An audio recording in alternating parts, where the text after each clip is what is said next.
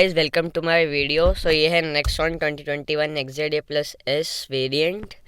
तो खैर इसका ये फ़ीचर तो नहीं, बट एक बहुत अच्छी चीज़ जो मैं बताऊंगा, इसके इंफोटेनमेंट सिस्टम में एक ये फ़ीचर मिलता है साउंड डेमो करके, जो हमें मतलब इसमें अलग अलग टाइप की सॉन्ग्स, मतलब वॉल्यूम टाइप का है, जो आपको हर टाइप के बीट्स का एक्सपीरियंस देगा, जिससे हमें पता लग सकता है। और यूट्यूबर्स के लिए भी अच्छा है कॉपीराइट से बचने के लिए।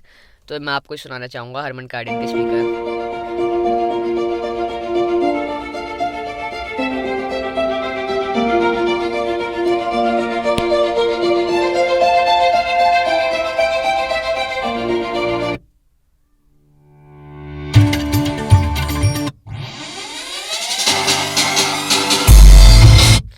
आपको बताइएगा कैसे लगे इनके स्पीकर्स। Thanks for watching.